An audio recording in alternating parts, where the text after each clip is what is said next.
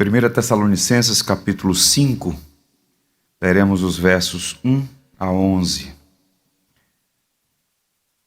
O rei está voltando, a promessa do retorno de Cristo.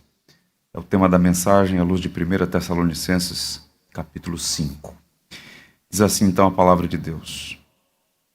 Irmãos, relativamente aos tempos e às épocas, não há necessidade de que eu vos escreva. Pois vós mesmos estáis inteirados com precisão de que o dia do Senhor vem como ladrão de noite. Quando andarem dizendo, paz e segurança, eis que lhes sobrevirá repentina destruição. Como vêm as dores de parto, aqui está para dar à luz, e de nenhum modo escaparão. Mas vós, irmãos, não estáis em trevas, para que esse dia como ladrão vos apanhe de surpresa. Porquanto vós todos sois filhos da luz e filhos do dia. Nós não somos da noite nem das trevas. Assim, pois, não durmamos como os demais, pelo contrário, vigiemos e sejamos sóbrios. Ora, os que dormem, dormem de noite, e os que se embriagam, é de noite que se embriagam. Nós, porém, que somos do dia, sejamos sóbrios, revestindo-nos da couraça da fé e do amor, e tomando como capacete a esperança da salvação. Porque Deus não nos destinou para a ira, mas para alcançar a salvação mediante nosso Senhor Jesus Cristo, que morreu por nós para que quer vigiemos, quer durmamos, vivamos em união com Ele. Consolai-vos, pois, uns aos outros, e edificai-vos reciprocamente, como também estáis fazendo. Que o Senhor nos abençoe. O retorno do Rei. Meus irmãos, o 5º século marcou o fim do Império Romano Ocidental. Os bárbaros, como eram chamados os povos que viviam fora da fronteira do Império, começaram a fazer várias incursões militares, de modo que o século V foi caracterizado como o fim do Império Romano Ocidental. No ano 410, um homem chamado Alarico, chefe dos godos, um desses povos bárbaros, invadiu Roma. 410. Aquele foi o começo do fim. No ano 472, Odoacro derrubou o último imperador romano ocidental, Flávio Aécio. Havia, portanto, muitas incertezas. O mundo estava de ponta cabeça. Havia uma subversão da ordem, uma agitação política e social. E muitas pessoas estavam perplexas, agitadas. E a igreja, os cristãos, em particular os grandes teólogos da igreja daquele momento, se posicionaram, escreveram, pregaram, falaram sobre essas mudanças globais no 5º século. Eu queria destacar 2 nomes que escreveram naquele contexto. O primeiro deles, um homem chamado Jerônimo, um dos maiores teólogos da igreja, um dos pais da igreja, que, entre outras contribuições, traduziu a Bíblia para o latim, a famosa Vulgata. À época, Jerônimo vivia em Belém, no Oriente Médio, na cidade onde Jesus nasceu, e ali viveu até os últimos dias. E quando soube dos acontecimentos dessa subversão da ordem, ele então, narrando a queda de Roma, disse assim: o mundo está caindo em ruínas. Sim, a grande cidade, a capital do Império Romano, foi consumida por um grande incêndio. E em toda a terra os romanos vão para o exílio. As igrejas que antes eram veneradas estavam apinhadas de gente adorando ao Cristo Rei. Agora são montões de pó e cinzas. Ó Deus, até quando? As palavras de Jerônimo, elas demonstram esse senso de desalento, de desesperança, de tristeza. E de fato, aquele foi um tempo marcado pela subversão, mudança da ordem.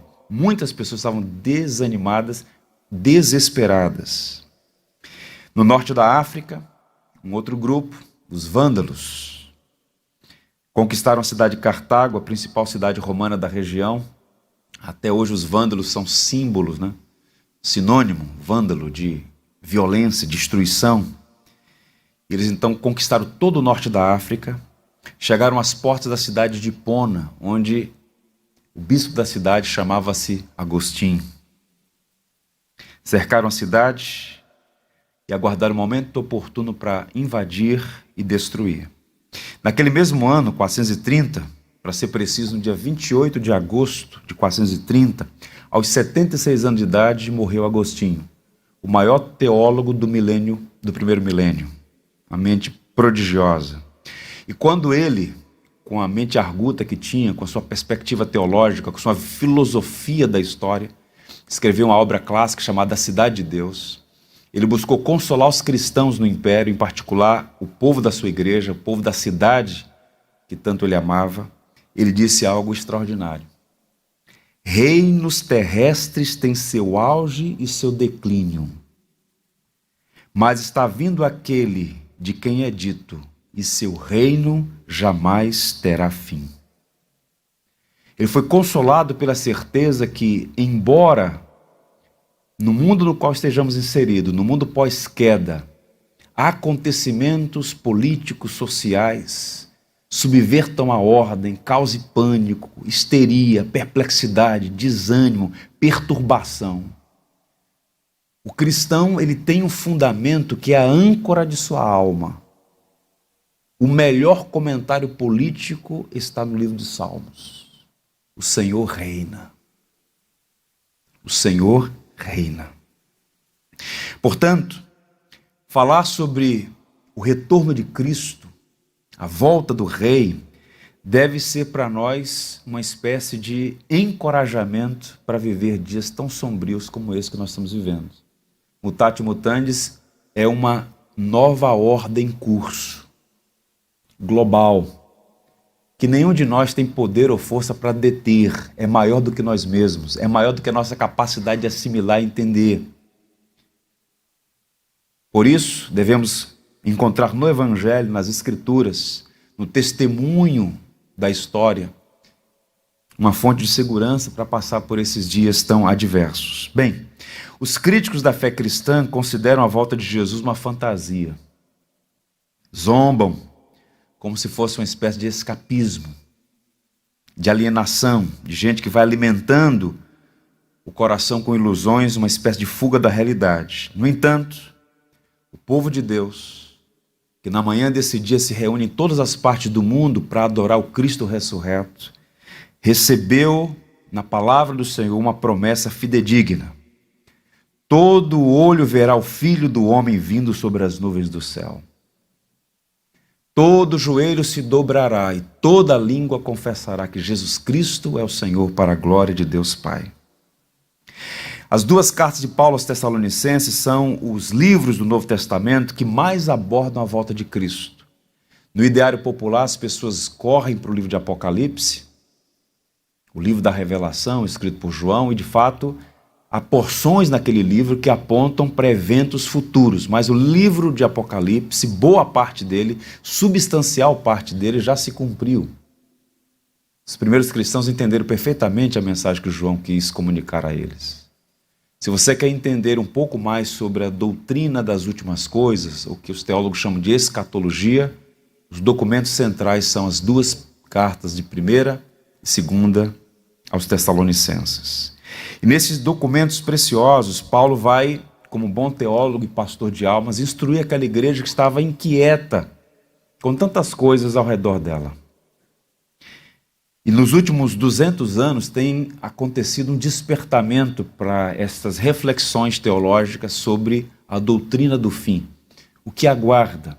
Como vai ser? Bem, isso tem sido bom e ruim. Do ponto de vista positivo, tem sido bom porque, de alguma maneira, em alguma medida, fortalece a fé e a esperança do cristão.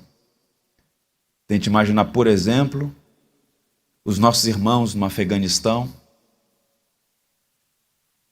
com seus direitos ultrajados, sofrendo todo tipo de perversidade. Eles têm a plena convicção de que a morte não é a última palavra. Que quem detém a autoridade final não é um déspota, um tiranete, mas o Rei da Glória. Então, a esperança do Evangelho ilumina o cristão no tempo e na eternidade. Viver é Cristo, morrer é lucro. Tem servido também para mobilizar a igreja para pregar o Evangelho, à luz daquele texto do próprio Cristo. E este evangelho do reino será pregado em todas as nações, então virá o fim. Esta concreção ao movimento missionário, observem, o cristianismo só se torna uma religião global, de dimensões globais, a partir do século XIX, do século XX. E parte desse movimento tem relação direta com os batistas ingleses. O evangelho está sendo proclamado em todas as partes do mundo. E se na região norte, no hemisfério norte, a secularização é uma realidade muito triste, aqueles países que foram celeiros da obra missionária hoje são literalmente, cemitérios de igrejas, como a Escócia, por exemplo. O sul global floresce o evangelho. América Latina, na África subsaariana, na Ásia e em tantos outros lugares. O aspecto negativo desse florescimento, desse interesse pela escatologia, é que, infelizmente, muitos desvios, distorções também estão acontecendo. Existem aqueles que se tornam fanáticos sobre esses assuntos, fazem desse aspecto da teologia um hobby, um interesse fora do normal e começam a incorrer em alguns erros, como, por exemplo, o equívoco de datar a volta de Cristo. É um erro que tem sido recorrente e que se torna, inclusive, um combustível para o descrédito, para a chacota, para a zombaria em torno dessa temática tão sensível, tão importante da tradição cristã. Antes de examinar o texto, eu queria mostrar aos irmãos dois extremos que nós devemos evitar a todo custo como cristãos. O primeiro nós podemos chamar de ceticismo incrédulo. Há um grupo expressivo de pessoas, inclusive dentro das igrejas, que não demonstra nenhum interesse por essa doutrina e quase nunca meditam nessa promessa. Alguns até zombam, fazem piada. Mas deixa eu lhe dizer uma coisa. Independente da sua perspectiva, independente de se você medita ou não nessa realidade, tal como 2 mais 2 são 4, tal como o ar que respiramos nesta manhã, o Senhor Jesus Cristo voltará. Não seja como os incrédulos, não se comporte como os ímpios, que zombam desta gloriosa promessa, o retorno triunfal do nosso Salvador. Eu passei 4 anos no seminário, nenhum dos meus professores abordou esse tema. Pelo contrário, 2 deles demonstraram desprezo. É cada vez mais comum surgirem piadas, como se a volta de Cristo fosse uma espécie de folclore que os crentes amadurecidos descartaram. Isso está muito enviesado com aquela perspectiva do materialismo científico. Tudo que existe é o que você vê, o que você toca. Então toda a realidade metafísica foi colocada de lado. Isso não é cristianismo. O cristianismo tem a sua dimensão metafísica. Nós aguardamos novos céus e nova terra, onde habitam a justiça. Tudo isso é triste, mas não é algo novo ou surpreendente, porque o apóstolo Pedro, no primeiro século, já havia identificado pessoas na sociedade, em particular, para sua tristeza, na própria comunidade cristã, indo nessa direção, postura cética. Disse ele, em sua segunda carta: antes de tudo saibam que nos últimos dias surgirão escarnecedores, zombando e seguindo suas próprias paixões. Eles dirão: o que houve com a promessa da sua vinda? Desde que os antepassados morreram, tudo continua como desde o princípio da criação. Então Pedro diz: olha, é pura tolice esse tipo de raciocínio. Se o Senhor ainda não voltou, é por misericórdia e graça. Porque ainda há um plano em curso, a providência está agindo, e tal como o primeiro advento aconteceu na plenitude dos tempos, o segundo advento também acontecerá no momento certo. Deus nunca chega atrasado e nunca passa da hora. Ele voltará. Pedro, portanto, diz que são os ignorantes que se esquecem de que um dia para o Senhor são como 1000 anos e 1000 anos como um dia. Nós estamos na categoria do tempo, mas o nosso Deus é eterno. A eternidade é seu ambiente. Ele olha para a história como um vácuo. Ele é capaz de olhar para o lado esquerdo e ver Adão no Éden, Olhar para baixo e ver a cada um de nós aqui agora, e olhar para o lado e ver todas as coisas concluídas. Deus está fora do tempo. Por outro lado, existe outro erro, a curiosidade frívola. Gente inconsequente. Há muitos que estão indo nessa direção. Não é algo novo também, porque observem que antes da ascensão de Nosso Senhor, se você fizer a leitura dos primeiros capítulos do livro de Atos, encontramos a seguinte questão respondida por Nosso Senhor. Então os que estavam ali reunidos lhe perguntaram ao Cristo ressurreto: Senhor, será este o tempo em que restaures o reino a Israel? Respondeu-lhes: Não vos compete conhecer tempos ou épocas que o Pai reservou pela sua exclusiva autoridade. Não sabemos quando, mas temos certeza que o Senhor voltará. O Rei está voltando. A igreja não deve se preocupar com detalhes, gastar energias em elaborar e debater esses temas escatológicos. O Rei da Glória que um dia se fez homem, morreu por nossos pecados, ressuscitou para a nossa justificação, foi assunto aos céus e entronizado como Rei da Glória. Ele voltará. Portanto, quando nós falamos da obra de Cristo, nós temos que olhar no quadro geral. Encarnação, morte, ressurreição, ascensão e retorno triunfal.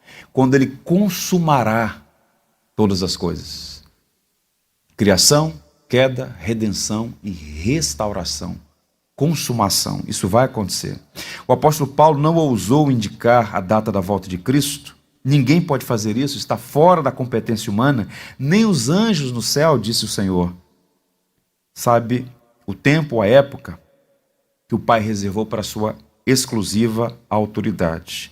Agora, existem alguns temas relacionados à volta de Cristo que são bem controversos. Há divergências e bons debates sobre alguns desses temas relacionados ao retorno de Cristo. Por exemplo, o anticristo.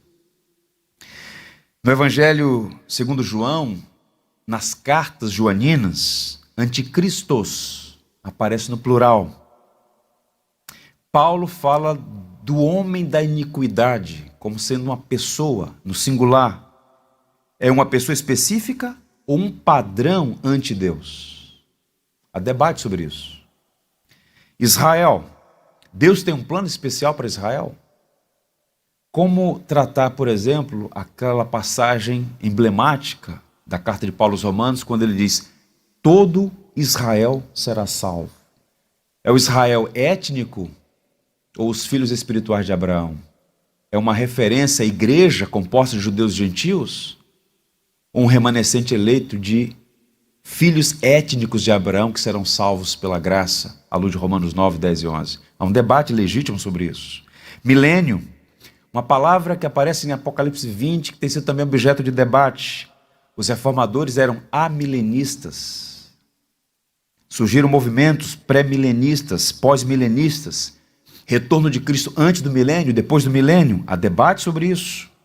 Nos próximos dias eu vou sugerir nas nossas páginas alguns livros sérios, honestos, ortodoxos, que os irmãos podem ler para ampliar o entendimento sobre esses temas.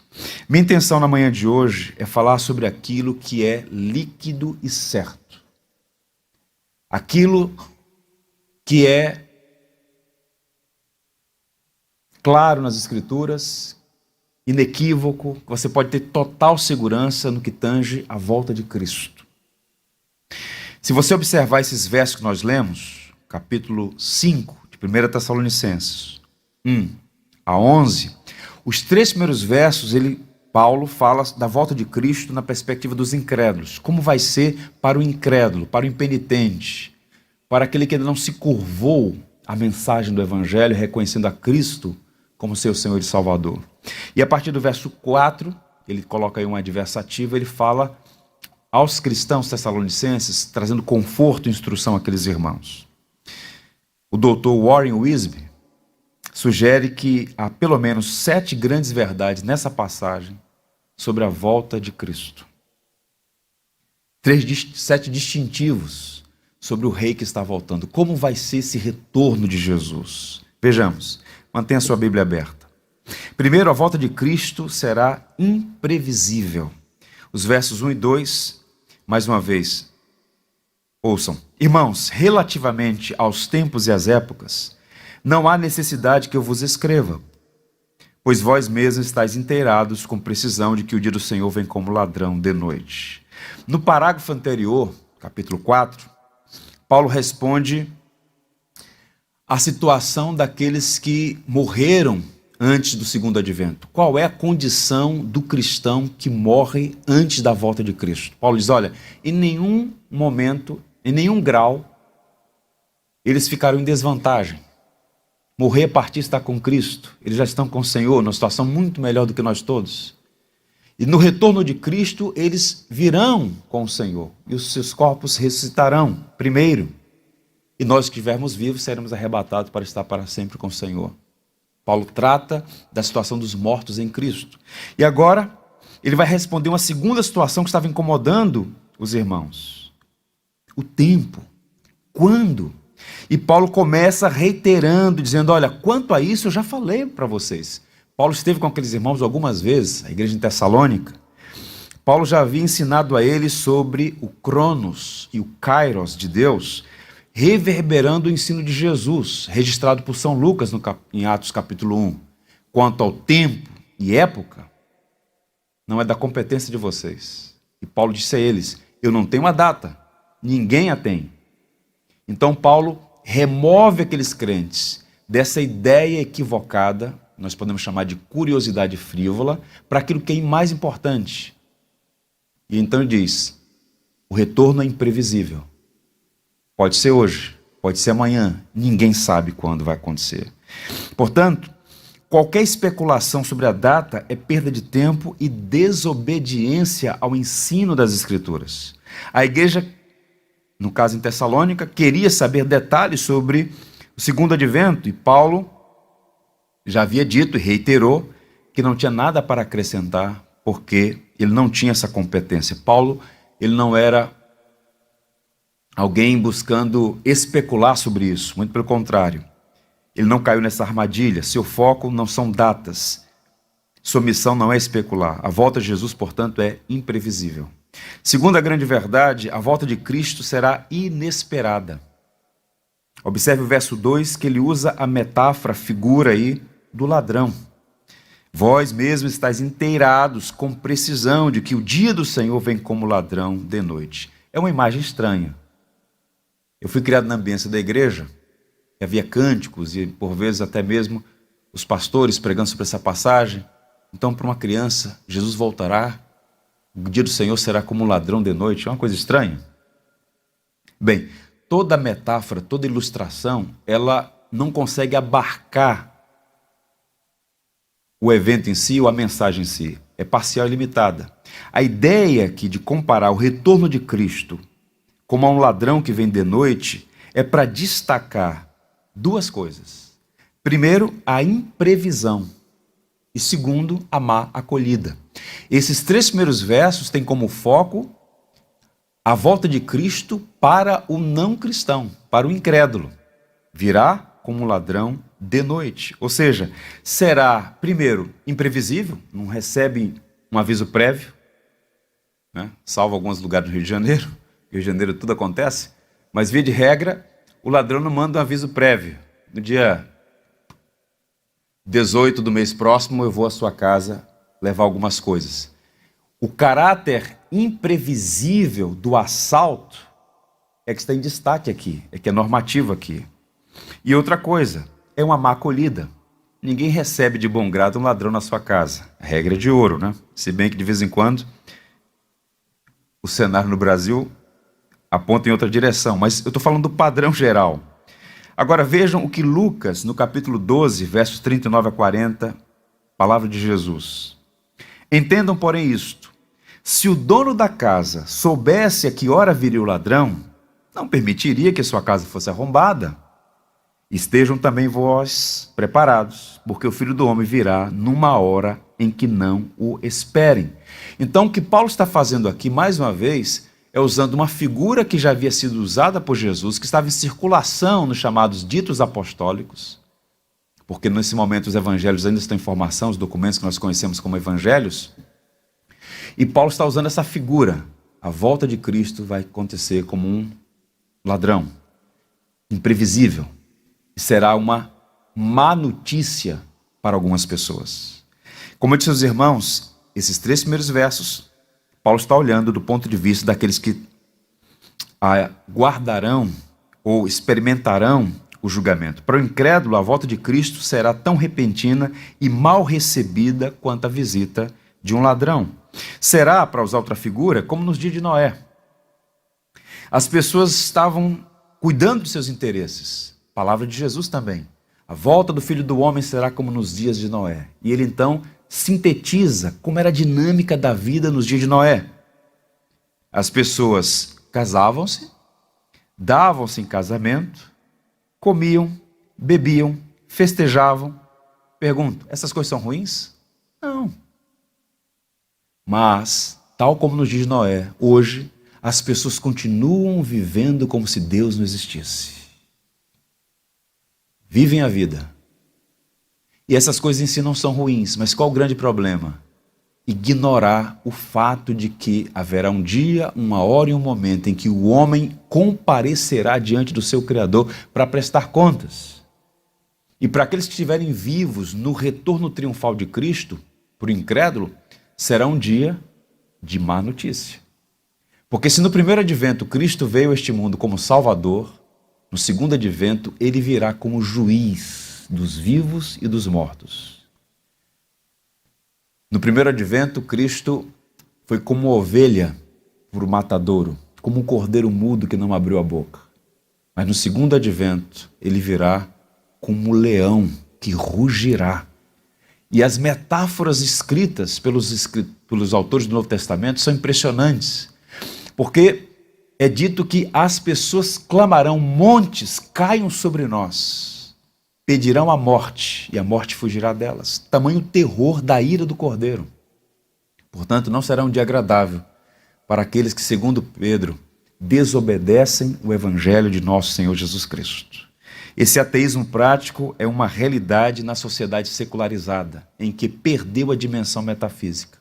Então as pessoas vão adubando sua vida com falsos referenciais de significação, como se não houvesse um dia em que fossem chamadas à eternidade, como se não houvesse um dia em que terão que cruzar os portões da eternidade. E coisa triste é adentrar a eternidade sem ter sobre si a justiça de Cristo, a certeza de que seus pecados foram perdoados, foi redimido pela perfeita obra de Jesus Cristo. Portanto, a segunda vinda não será óbvia, do ponto de vista, há um caráter de imprevisibilidade. E é o que Paulo está dizendo aqui, mas o Senhor voltará. Um outro elemento conectado a esse, a volta de Cristo será repentina. Observe o verso 3. Quando andarem dizendo paz e segurança, eis que lhe sobrevirá repentina destruição. A ideia de repentina aqui é de uma coisa abrupta, brusca, como um relâmpago que sai do Oriente e se mostra no Ocidente, como um abrir e fechar de olhos. Isso vai acontecer repentinamente. E essa palavra de Paulo aqui, também refletindo um pouco do Apocalipse de Marcos, né, como é chamado, um dos capítulos do livro de Marcos, quando Jesus fala desses eventos que de fato acontecerão, esse elemento repentino, ele é precedido por um discurso de paz, de uma estabilidade política. E é por isso que alguns começam a conjecturar que a volta de Cristo será precedida por um tempo de grande estabilidade. Está tudo tranquilo. E de repente, sem aviso prévio, o Senhor voltará. Bem, há um perigo aqui, eu quero mais uma vez reiterar isso, de estabelecer cronogramas, previsões exaustivas. É bom lembrar sempre das palavras do apóstolo Paulo, na primeira carta aos Coríntios, quando ele diz: não ultrapasseis o que está escrito. Então, o que é que nós sabemos em linhas gerais? O Senhor voltará e sua volta será repentina e inesperada. Para citar mais uma vez o Senhor Jesus, portanto, vigiai, porque não sabeis em que dia vem o Senhor. Mas considerai isto, Se o pai de família soubesse a que hora viria o ladrão, vigiaria e não deixaria que fosse arrombada a sua casa. Por isso, ficai também vós apercebidos, porque na hora em que não cuidais, o Filho do Homem virá. Uma quarta verdade ainda nessa passagem: a volta de Cristo será decisiva. Decisiva no sentido de determinante. É o clímax da história. Observem os versos 2 a 3 mais uma vez. Há uma expressão na última parte do verso 3 que é importante. Quando andarem dizendo paz e segurança, eis que lhe sobrevirá repentina destruição. E aí ele faz mais uma ilustração. Como vêm as dores de parto, aqui está para dar à luz. E de nenhum modo escaparão. Será terrível. Eu digo isso com pesar, mas é a verdade. Será terrível para o ímpio o grande e triunfal retorno de Cristo. O ladrão não é bem-vindo na casa. Sua presença gera desconforto. Assim também, a segunda vinda de Cristo será desesperadora para os ímpios, porque será um dia de juízo, um dia de julgamento. E essas passagens todas do Antigo e Novo Testamento apontam para essa direção. O dia do Senhor, o dia da segunda vinda, será um dia de glória para os salvos. Obadias fala sobre isso, Zacarias fala sobre isso. Mas também um dia de pranto, de choro, de perdição para os ímpios. Amós, Isaías, Joel profetizaram sobre isso. E no Novo Testamento, essa expressão dia do Senhor, ela é usada em link com as profecias do Antigo Testamento. Um estudioso chamado William Barclay, ele comenta que para o judeu todo o tempo estava dividido em duas eras. Então qual era a cosmovisão do judeu? Os autores do Antigo Testamento. Existia a era presente, que era irremediavelmente má. E a era dourada que surgiria com o advento do Messias. Entre a era presente e a era dourada, havia o hiato ali, o dia do Senhor, o dia em que o Senhor colocaria todas as coisas em ordem, o dia terrível do Senhor. Amós falou sobre isso. Bruce Milnes, um teólogo batista inglês, diz assim: quer saibam, quer não, ou nem mesmo se importem com isso, a vida de cada homem e mulher está caminhando em direção ao advento de Cristo. Todos estão marchando para encontrar-se com o Senhor. Você já parou para pensar nisso? Nas implicações disso para a nossa vida devocional, para a nossa vida familiar, para o nosso trabalho, para a nossa postura diante da missão de proclamar o Evangelho, como a promessa do advento de Cristo reconfigura nossas prioridades. Há muita gente crente se comportando como um tolo, como uma tola, correndo atrás do vento, fazendo com que coisas secundárias ocupem o primeiro lugar. Um dos nossos hinos, pedi a irmã Dília para fazer o pós-lúdio tocando este hino, 112, Vencendo vem Jesus, uma estrofe diz assim: e por fim entronizado, as nações irá julgar, todos, grandes e pequenos, o juiz hão de encarar. E os remidos triunfantes lá no céu irão cantar: venceu o Rei Jesus. Todos, grandes e pequenos. Pode ser o cidadão menos influente, anônimo, pobre, ignorante, desconhecido por completo, ou a maior das personalidades humanas, vai comparecer diante do juiz. Pode ser um réu condenado por crimes bárbaros, ou pode ser o juiz que o sentenciou. Todos vão comparecer diante do insubornável tribunal de Cristo. Por isso é que as Escrituras dizem que muitos pedirão a morte e a morte fugirá deles. Mas a partir do verso 4, ele vai mudar o tom. Mas ele, mais uma vez, ainda no verso 3, apresenta uma quinta verdade.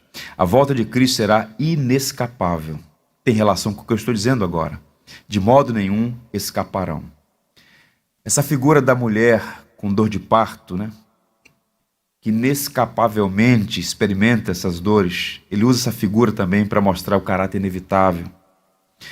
E o texto que eu ainda há pouco citei indiretamente está em Apocalipse capítulo 6, é um texto pesado, mas diz assim: então os reis da terra, os príncipes, os generais, os ricos, os poderosos, todos, escravos e livres, esconderam-se em cavernas e entre as rochas das montanhas. Eles gritavam às montanhas e às rochas: caiam sobre nós e esconda-nos da face daquele que está sentado no trono e da ira do Cordeiro. Pois chegou o grande dia da ira deles, e quem poderá suportar? Apocalipse 6, versos 15 a 17. Inescapável aquele grande dia. Nós, por vezes, até por conta do nosso sistema judiciário tão fragilizado, tão desacreditado, décadas atrás, Mário Ferreira dos Santos, um dos grandes filósofos do Brasil, ele comparou o sistema de leis em repúblicas de instituições fracas como uma teia de aranha. Pega os pequenos e os grandes arrebentam com elas. Quando a gente olha essa desordem, essa insegurança jurídica, essa inversão moral, como disse Isaías, homem chamando o mal de bem e o bem de mal, usando retórica vazia, esvaziando palavras nobres, envezando o discurso para legitimar sua ganância de poder. Quando a gente olha esse cenário, diz: até quando? Mas haverá um dia, uma hora e um momento em que todos prestarão contas ao Senhor. Paulo, quando pregou no Areópago, na capital da filosofia antiga, Atenas, ele falou sobre o varão que Deus destinou para julgar os homens. Este varão é Jesus. O homem perfeito julgará os filhos de Adão. E quando Deus olha para a humanidade, só enxerga dois grupos humanos: os que estão em Adão e os que estão em Cristo. Que é a igreja? Uma comunidade de pecadores. Quem aqui pode se colocar de pé e dizer: eu não tenho pecado? Todos somos, indistintamente, pecadores. O que faz diferença entre nós e os que lá fora estão, que ainda não abraçaram o nosso Senhor Jesus Cristo como Salvador, é que nós somos redimidos por sua perfeita obra, resultado da graça imerecida, maravilhosa e bendita. E cruzaremos os portões da eternidade justificados não por nossos méritos, mas pelo que Ele fez de modo suficiente, definitivo e cabal na cruz. Agora, morrer sem Cristo é irremediavelmente terrível. Depois da morte, segue-se o juízo. Nada mais pode ser feito. As religiões criam seus sistemas pós-morte, mas o Evangelho se sentencia de modo fiel, fidedigno. É em vida que o indivíduo precisa se reconciliar com Deus, e o caminho da reconciliação é a cruz de Cristo. Foi Jesus que abriu o caminho para o céu. Não há outro meio de ir. Nós cantamos. Uma penúltima verdade: a volta de Cristo será gloriosa. Observe como ele muda o tom. Agora sim. Mas vós, porque até então ele está falando como será para aqueles que ainda não receberam o Senhor. Para o ímpio, para o incrédulo. Mas vós, irmãos, não estáis em trevas, para que esse dia seja como ladrão, que vos apanhe de surpresa. A surpresa é para o incrédulo, não para o crente. Porque o crente está sóbrio. O crente está na expectativa. Pelo menos o crente maduro. Na expectativa de que o Senhor voltará. Ou ele, o crente, será chamado à presença do seu Salvador. Então, essa perspectiva. E ele usa essa linguagem aqui, a partir do verso 4, trevas, luz, do ponto de vista do status do indivíduo diante de Deus. Nós somos os filhos da luz, porque fomos tirados das trevas para a luz. Em alguma medida também isso aponta para o caráter espiritual. Mas vós, irmãos, não estáis em trevas, para que esse dia como ladrão vos apanhe de surpresa. Não será um dia de surpresa para nós, porque nós aguardamos o Senhor Jesus Cristo. Quando Paulo escreveu aos Filipenses, ele disse: do céu aguardamos o nosso Senhor, o qual transformará nosso corpo de humilhação para ser como o corpo de sua glória. Nossa pátria está nos céus. Essa perspectiva tem que estar presente na nossa vida. Nós não podemos, meus irmãos, ceder ao que tem sido chamado de secularismo. A ideia de que tudo que existe, este mundo, esta perspectiva, ela é equivocada. Há uma realidade que transcende aquilo que os nossos olhos veem. Inclusive as Escrituras falam sobre colocar os olhos naquilo que não se vê, nas coisas eternas. Pois bem, veja Mateus 24, versos 30 a 31, palavras do Senhor. Então aparecerá no céu o sinal do Filho do Homem. Todos os povos da terra se lamentarão e verão o Filho do Homem vindo sobre as nuvens dos céus com poder e glória.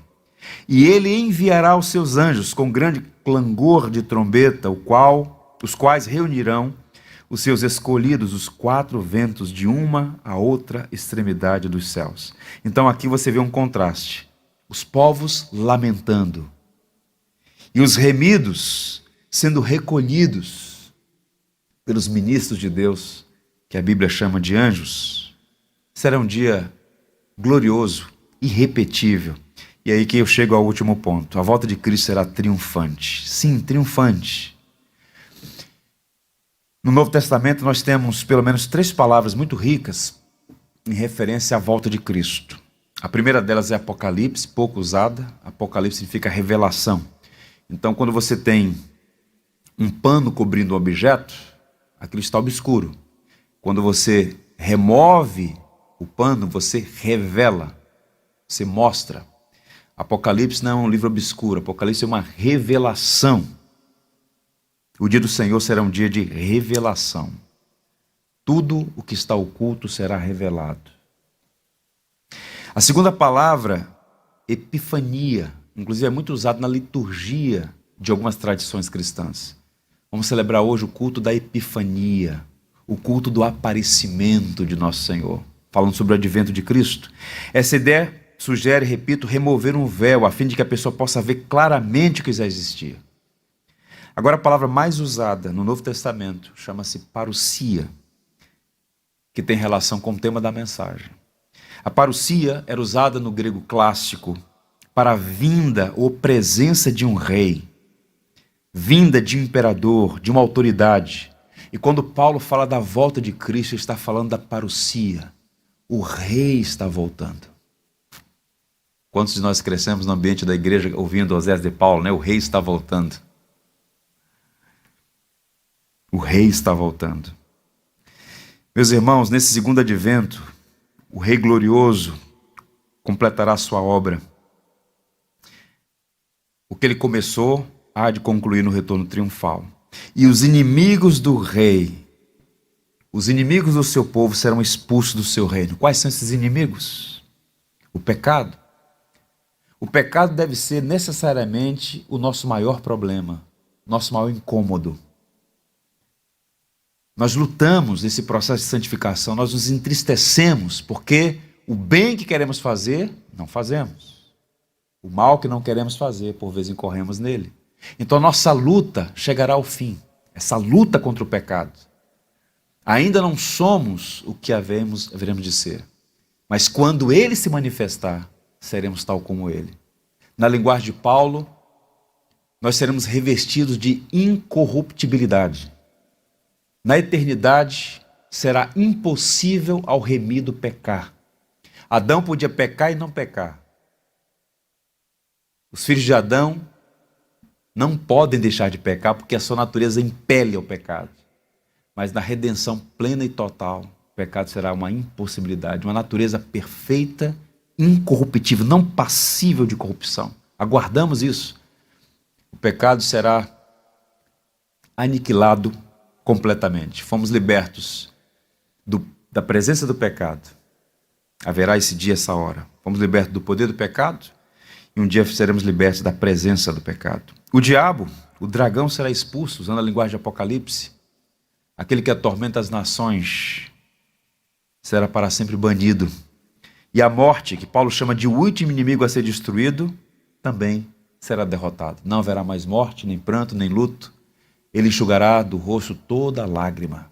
Apocalipse diz sobre isso. Meus irmãos, nós vivemos nesse ato, neste intervalo entre o primeiro advento e o segundo advento. Um estudioso chamado Oscar Cullmann, usando uma terminologia da Segunda Guerra Mundial, ele introduziu uma noção bem interessante na sua obra Escatologia Realizada. Ele trouxe à luz a noção do dia D e o dia V. A Segunda Guerra Mundial, para muitos estudiosos, basta observar os fatos, ela começa a vitória dos aliados com o desembarque das tropas aliadas na Normandia, na costa da França. Ali começa a derrota dos nazistas. Mas entre aquele agosto de 44 e meados de 45, ainda houve várias outras batalhas. Mas ali começou a vitória dos aliados, a derrocada do terrorismo nazista. Em alguma medida, o que nós podemos comparar é o seguinte: Deus invadiu este mundo que tinha sido usurpado pelo Deus deste século. E quando Deus desembarcou neste mundo, ele desembarcou disfarçado, usando a linguagem de C.S. Lewis. Enquanto César estava em Roma com toda opulência, orgulho, empáfia, ignorando a Deus, Deus estava desembarcando numa aldeia com 2.000 pessoas. E naquela criança, balbuciando algumas palavrinhas, mexendo os pezinhos e as mãozinhas, estava o mistério de todos. Sem ele, nada do que foi feito se fez. Deus humilhando a sabedoria dos homens. Na desprezada província da Judéia, no subúrbio do mundo, Deus subvertendo a ordem de uma maneira sutil, como fermento na massa. E o pequeno grão de mostarda, hoje, é uma quantidade inumerável de gente que diz: só o Senhor Jesus Cristo é Rei. Muitos ignoram, mesmo na sociedade ocidental, que surfou na onda da fé cristã e de todas as virtudes que fluem do cristianismo clássico, em nome da bandeira da tolerância, muitos cristãos estão sendo perseguidos no Ocidente. Veja o que está acontecendo. E a fogueira da perseguição vai aumentar. Está vindo mais lenha para essa fogueira da perseguição aos cristãos no Ocidente. Mas o Rei veio. Ele morreu a nossa morte. Ele ressuscitou. Ele foi coroado na glória. E embora os homens desprezem a Ele, ignorem a realidade de Cristo Rei, Ele voltará. E para muitos será um dia de terror, a ira do Cordeiro, mas para nós um grande e memorável dia. Os versos 8 a 11, deixo para a meditação dos irmãos. Ele vai apontar aqui, eu apenas vou fazer a leitura, como é que você deve aguardar a volta de Cristo. Não é fazendo previsões, indo nessa direção, não é com ceticismo incrédulo, mas como é que você deve aguardar a volta de Cristo? Em resumo, com sobriedade, com confiança, com maturidade, com piedade. E ele usa a tríade basilar das virtudes cristãs. Observe o verso 8. Nós, porém, que somos do dia, sejamos sóbrios. Como o cristão pode ser sóbrio? Revestindo-nos da couraça da fé e do amor e tomando como capacete a esperança da salvação. Você quer aguardar adequadamente o retorno de Cristo? Revista-se de fé, amor e esperança. Fé, amor e esperança. Com a confiança de que o nosso Deus não nos destinou para a ira. A ira foi removida do cristão.